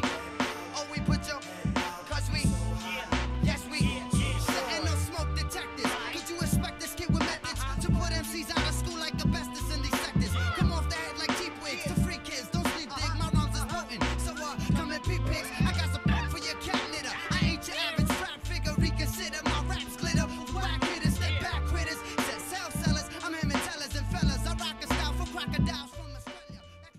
My cell phone provider is in Telos. I don't know. Wow. Track number 17, Flashback. Flashback. B-boy crew, but to me it's all about hip hop. So Rocksteady is a hip hop crew now. It's about all 4 elements. It's Crazy Legs. We represent those lovely scratch pickers, arsonists, all the B-boys that are down with us, the B-girls. We have some dope B-girls. And you know, we got graph artists like East and Zero T. And it's just straight up on skills. This is Crazy Legs from the Rocksteady crew. I'm out. Hip hop was breaking. I knew Crazy Legs when I heard it. Track number 18, Disturbed Words. Oh, well, ¿cuál es la palabra secreta de hoy? Oh, Pee-wee. Palabra secreta es... My 2 frogs that got burned on the radiator. 2 flushing the toilets and the 2 cookies fell. Oh man, is that my beeper? 2 pizzas said, yo, the deal isn't real. Peace, my brother said, coming down the street. Sounds like the Mad Jokester leaving messages on my answering machine years ago. It does, because those are some of those, what are they called?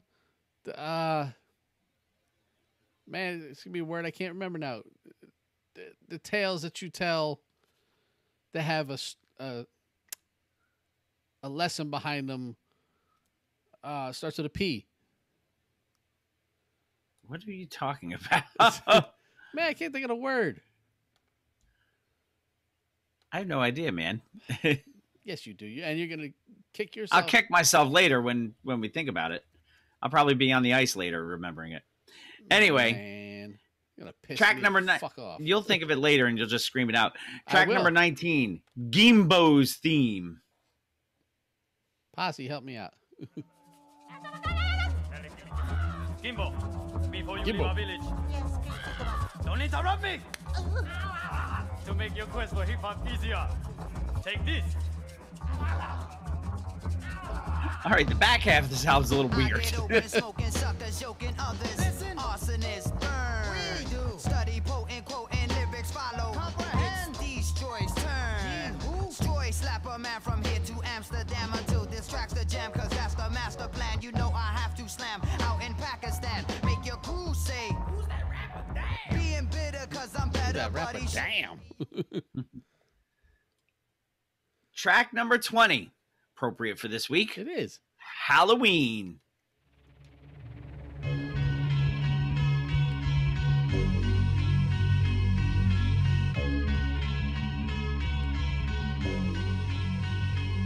It's like mad heads is easily amused. Or is it just confused and not man enough to choose? Whatever, false evidence appearing real.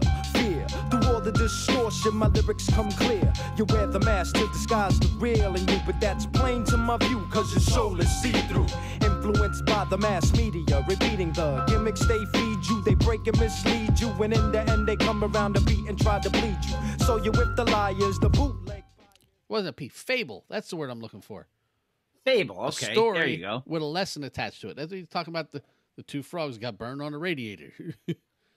I say it sounds like one of those weird. I think old it's just fables. high. Well, maybe.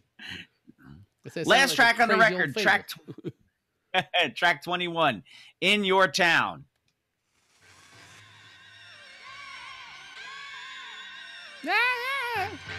That's the sound of two frogs on a radiator.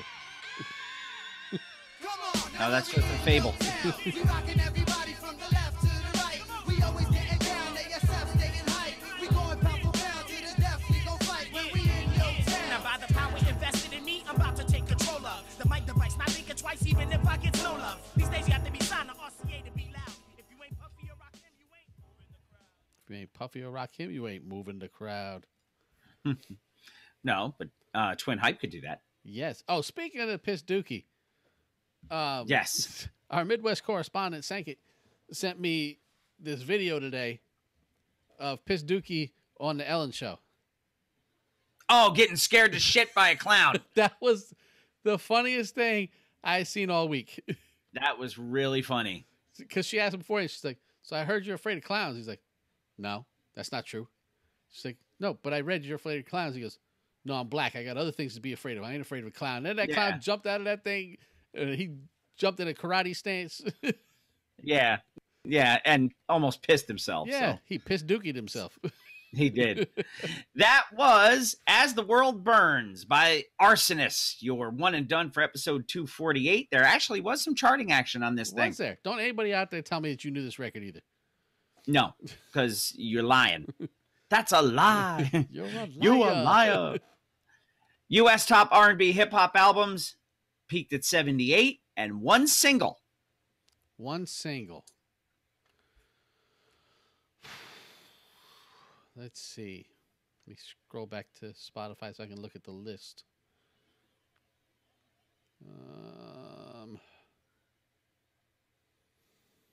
It's kind of like synonym for arsonists. I'm looking at. Think Def Leppard. Oh, the Pyromaniacs. Pyromaniacs reached number 43 on Billboard's Hot Rap Singles chart. Nice. So now let's take a look at our album of the week, our record of the week, I should say, Yes. which comes to us from our new artist of the month for November of 2018. It's kind of cool how we do that, isn't it? Yeah, it really kind of is. This is, I believe, what, the second album? I think it's the second one because I think the first one was introducing, wasn't it? Yes. Yes. This is the second album by Artist of the Month, who we mentioned before. Mm-hmm. Came out in 1989, runs an hour and 8 minutes long. And it is from a guy that I saw Saturday night. And the winner is, and you could probably put this in a one and done because it's billed as Chub Rock with Howie T. Hitman Howie T, yeah. Hitman Howie T, you should have seen her on me. She went all Vanessa Del Rio on me. Oh, Jesus. Forgot about that line. 18 tracks on this thing. That's a lot of tracks for the Chubster. Word up. The Chubster. Yeah, and I found this record like a month ago, and yeah, I remember it from You Bad Chubs, but down the rabbit hole, I went looking for Hitman Howie T records. Mm-hmm. Because Howie's teed off, and that's okay. Because that's the best time when he knows how to play. I think he was down with The Real Roxanne. Yes. So, yeah, let's get started on this how thing. things go. My Track number creative one. process is not to be questioned. No. Track number 1, Stop That Train. Stop that train. That train. I want to get off.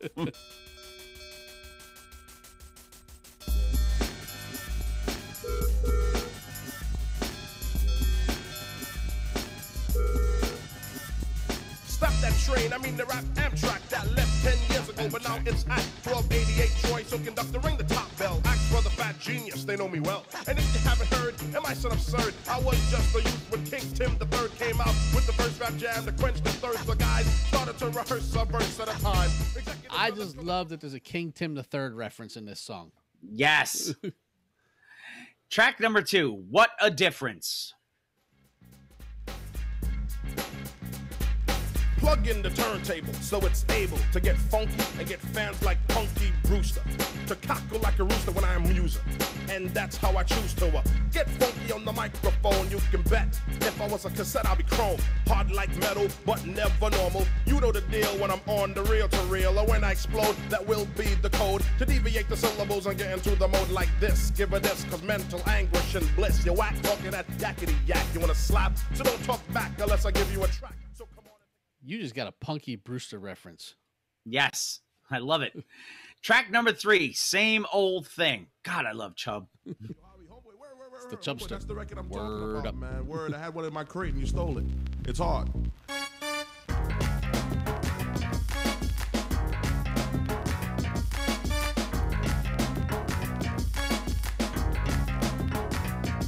Chub rockin', I'm hot.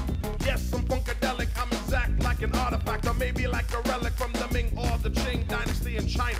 I'm an emperor of the sun. Now when I was a minor, I would get a misdemeanor for leaning the towers of Pisa. An adolescent child, now I'm a senior. Just making the music dope with no mistake. Track number 4, Bump the Floor.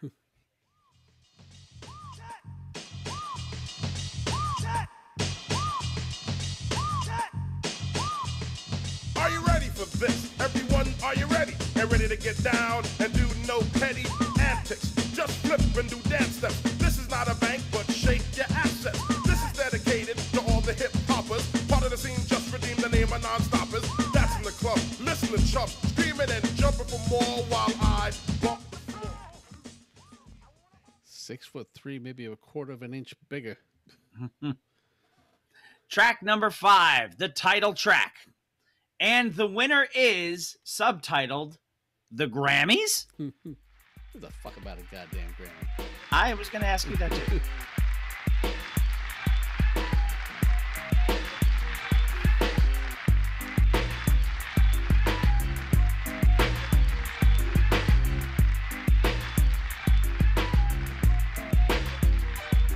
Martin Luther King Jr. had a dream, and every time I think about it, it seems prejudice is dwindling, but in music it's sizzling, it'll be dandy. If for once we get a Grammy. When it comes to that, It would be dandy if for once we get a Grammy. Yeah. I've never Track heard the number Chubster use the word dandy. That must have been Howie T. No. Track number 6, He's Funky. Funky. You better take a shower. Funky. Funky. Funky. Funky. Funky. Funky. Funky.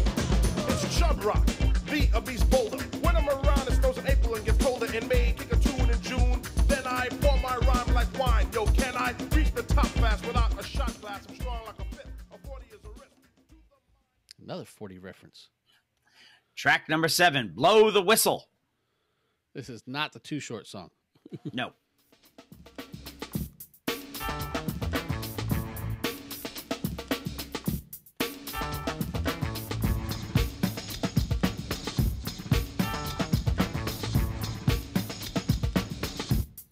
Everybody rock, y'all. This is for the brilliant boasters and biters who were the ligament base to make the business brighter. Narrow-minded punks who think it's all about wearing gold and small trinkets. I guess they think it's saying something. A chain from the neck to the belly button, and even longer, wider, fatter. Chain from the neck to the belly button. Track number 8, Caught Up.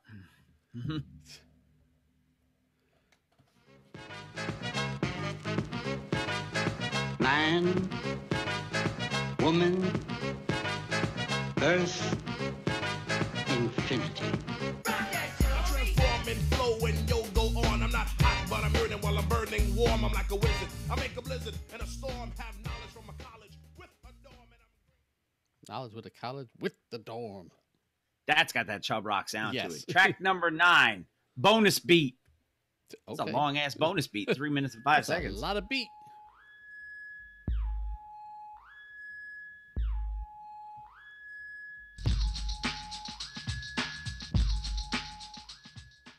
Okay. Yeah. Track number 10, She's With Someone. Uh-oh.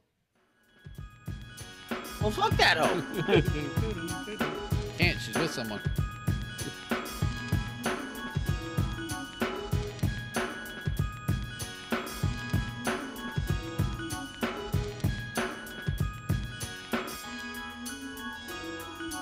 Girl, I'm going on tour, and I am sure when I come back from all those weeks of rap, you will be the yearning for me, burning for me. Track number 11, Mr. Nobody is Somebody Now. That's almost as good as Big Bad Willie is Sweet William now. The beat on this record would have to attract you to go to the store, but then say, who is this? Is it someone new in the business? You dissed last year, so this year kissed us. A few months back, I came out with a dope cut. It's Chub Rock, who made Caught Up, but you thought I was never gonna come back out. You was wrong. Track number 12, Hi, Jack. 2 words. 2 words. I see what they said there.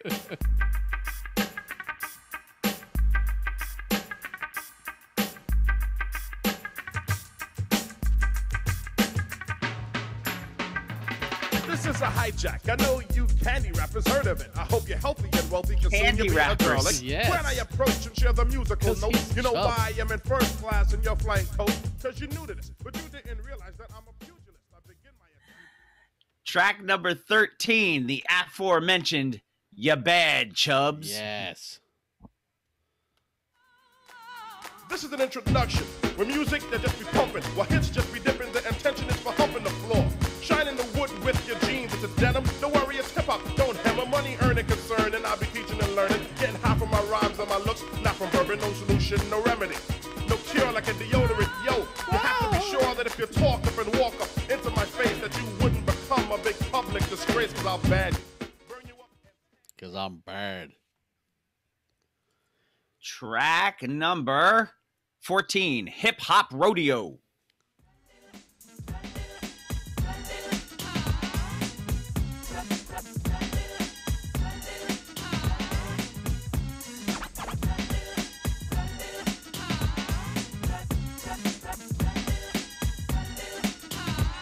I'm gonna pick up the pace, make a race to the dance floor. Hey, it's time to clear, grab your man or your woman. He said, is it time to plie? I think he did. I see Chub Rock doing a plie. Track number 15, Gonna Do It For You.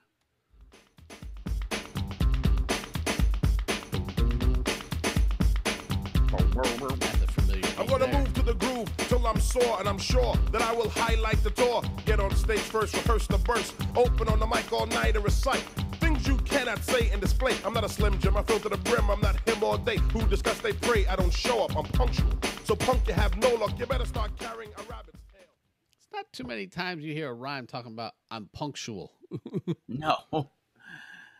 Track number 16, Nothing Can Stop Us Now. Isn't that the theme to Breaking? No stop.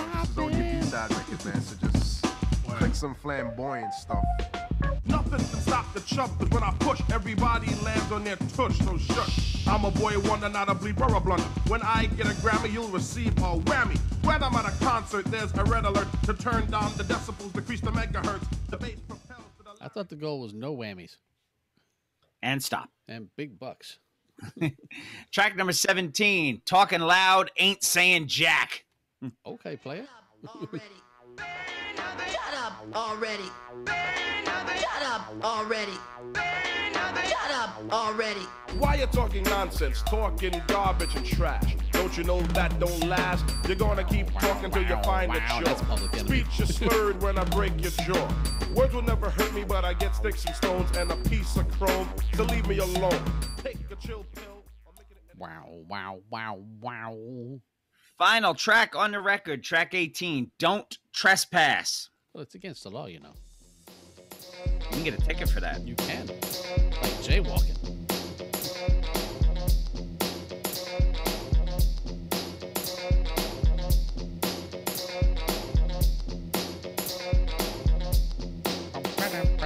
What are you doing here? Who let you in, chief? Are you a thief? Skeef, you give me a teeth. There's less problems than me knocking them out. In a one-time, one-round, one-punch title bout. Creeping up on chump is a no-no, you stooly bird. Now you're gonna sing like... Creeping up on Chubb is a no-no, you stooly bird. Stooly bird. That is the one and only Chubb Rock. Not the Stookie Brothers. And the winner is your record of the week for episode 248. Brought to you by your artist of the month for November 2018, the Chubster. Chubb Rock. Go check out all of Chubb Rock's music on whatever streaming device you can find, or better yet, purchase them. Yeah, and not just Chubb as Chubb. You know, he's on Back to the Grill again with Search. Mm-hmm. He's on the Crooklyn Dodgers. Yeah, do a search on Chubb, and you'll find all the stuff that he does. The Chubster. Word up. We're going to take our final break of the evening. We're going to come back. I'm going to read lyrics, and then I have to blow. Yeah. and remind everybody, as we record, whose birthday is today? Darren O'Brien. Yes, you told me that before. Yes. It is Darren O'Brien's birthday. So, happy birthday, Snow. Yes. We will be right back after this break with Bill Reads Lyrics. Come on back. Episode 248, Mr. Throwback Thursday. Okay, player, let me pull up my piano, which I thought I had up already, but I apparently do not. And as soon as I got my piano up, we're ready to go. Let's do it. Come on, piano. Yeah, I actually know that I pulled it. Yes, it is lyric time, Mr. William. Yeah, tell the people who aren't here, though. That's all right. Gail's on it. She's like, Yes. lyrics! This is why Gail shows up. She puts up with the rest of the show. Just to hear lyrics. Hear lyrics, yes.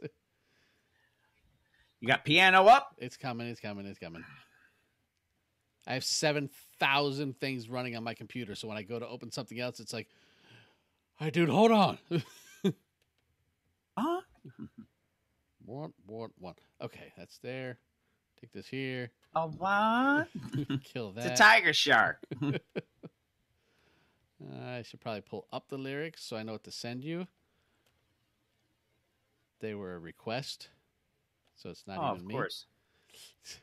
And it's not a request from Gail. Gail needs to dig into dirtiest hip-hop lyrics of all time and send you a request.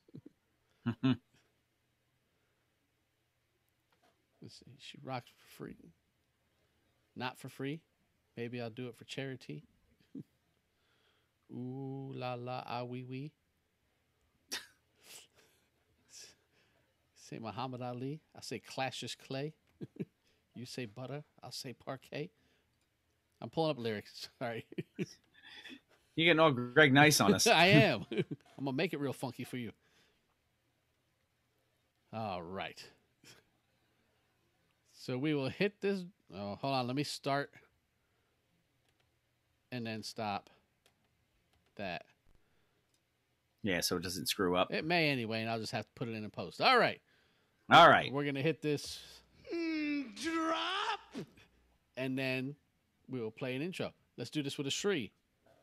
Woo's your mama?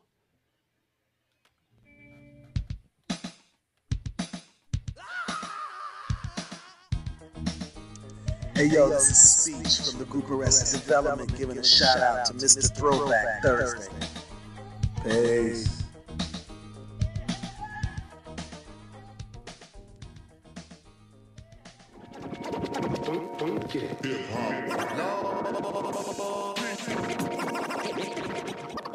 But it starts with Bill. I'm Bill S. Preston.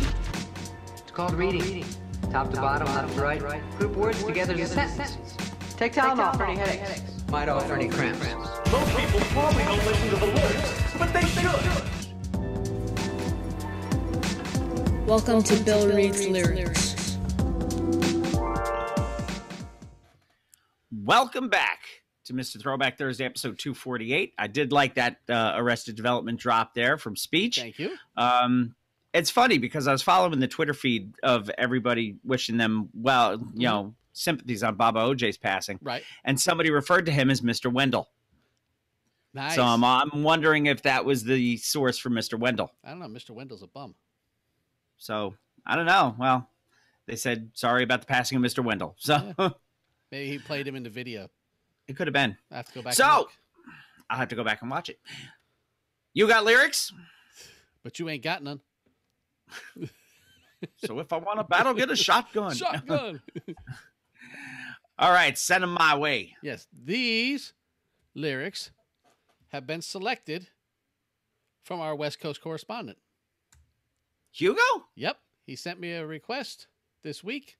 Said, I need you to have Bill read this. Really? And I said, okay, player. Okay, player. What he wants to hear is the... I can't get this to click. Fucking up the program. I see what it is.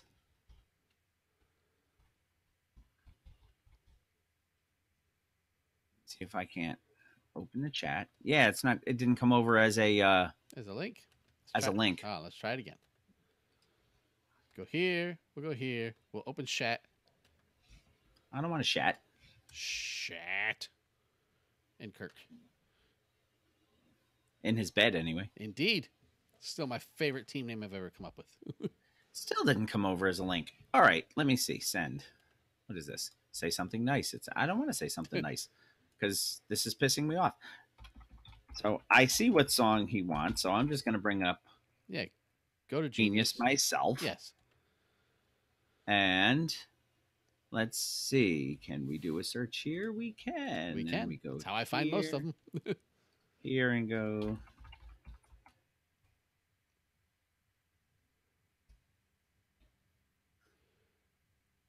All results. I want the song, not the do. artist. There it is. So, Mr. Hugo Gonzalez Yes. would like you to do the skit in the beginning. Oh, really? He would. Okay. So, if you are prepared, Mm-hmm. let me get a crack in there. With no type of ado because we're running late. Sesame Street Grover style, whether nearer or further. We will cue the motherfucking piano. Yeah. Torture, motherfucker. What? Tortured, Nickelback. What? What?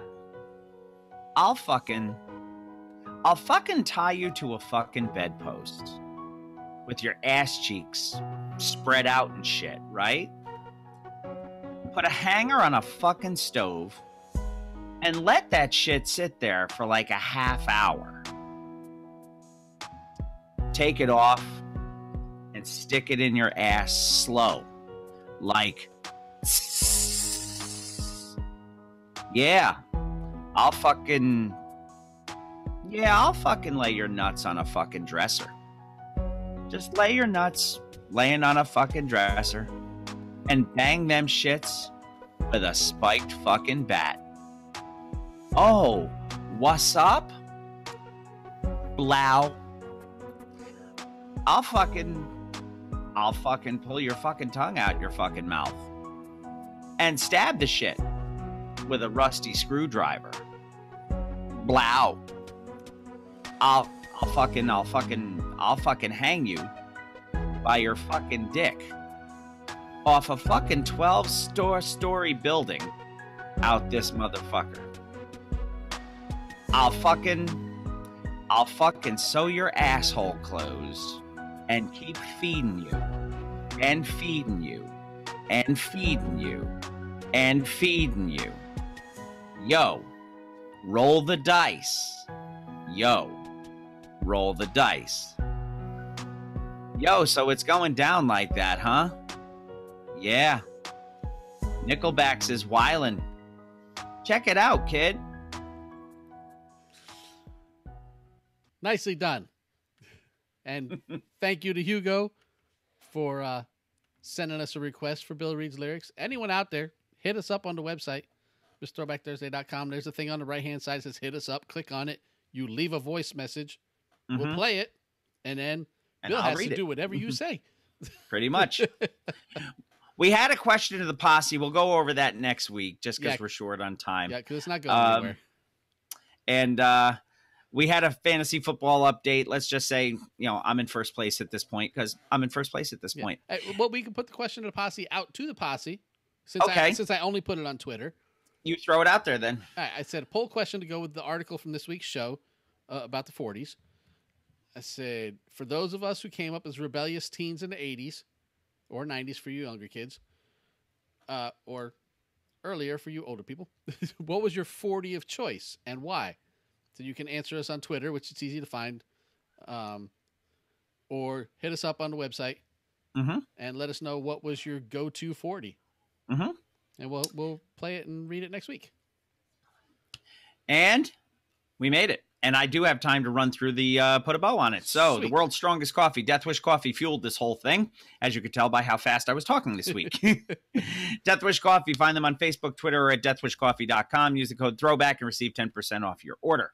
You can also check out friends of the show, Def Rugs, at defrugs.com. Check them on Facebook and Twitter or Instagram, both at Def Rugs. You can see their really, really cool stuff. Place orders there.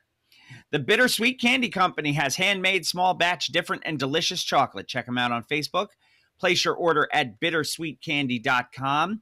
Use the code THROWBACK at checkout and save 10% off of your order. That is new. Thank you very much, Heather, for putting that out there for everybody. Yeah, she was working while we were working. Melted Mike's, MLTDMICS.com. Pumice T. Mendola with hip-hop themed t-shirts. You can order those at meltedmikes.com. Use our code, Mr. Throwback Thursday, and save 10% there. The social media network for this show. Oh, I almost forgot. Etsy.com/shop/geek-like-you.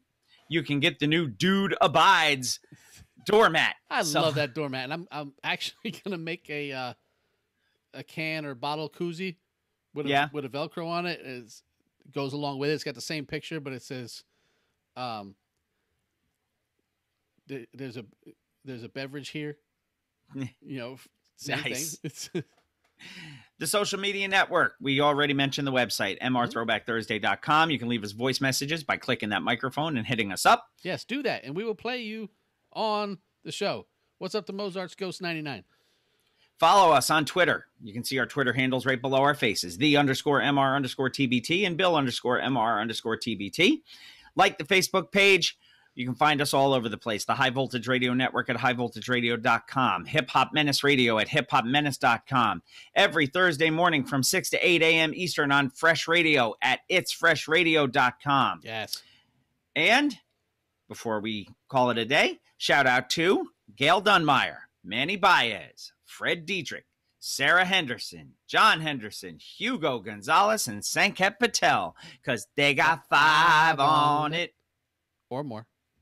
Want to get your name mentioned every week? Become a patron. Go to patreon.com/MRTBT. That's patreon.com/MRTBT. Friends in the industry, as always, check out the Kings of Sport with brother Nate Milton and Marcus Vanderberg. Check out the Jock and Nerd podcast, Anthony Imran and Rug Boy. Go back in time to the era of VHS tapes and video stores with the Video Rangers podcast. A whole bunch of horror movies this month. Yeah, they just did The Gate today as we record. And from our friends at Death Wish Coffee, fueled by Deathcast, the only other podcast, I could say they're fueled by death. It's their product. The Incredible Jeff and the Amazing D-Man. Check out our friend Talking Ty on her webpage at brooklyntynyc.com. We mentioned the hardest working turntablist in the world, DJ B, has itsfreshradio.com. You can listen to our show 6 to 8 a.m. every Thursday, and then stick around for the All Request show. Don't forget to subscribe, rate, review, all that good stuff on iTunes. Favorite us on Stitcher. Check us out on the Google Play Store, iHeartRadio, Spotify, anywhere you find podcasts now, we are there. Yes, and if you find a podcast player where we are not, hit us up Let and us let us know know so we can be there. Anyway, thank you all very much for tuning in. I have to go, so always remember, keep it classic. And new school stale, old school fresh.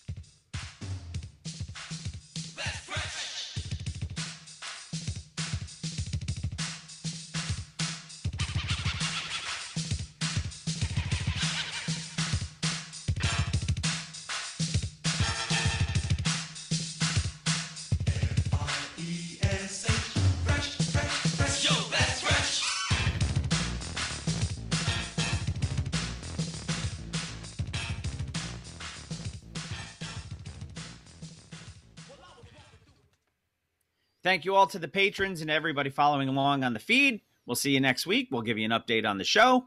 I will see you next week. I'm out. See ya.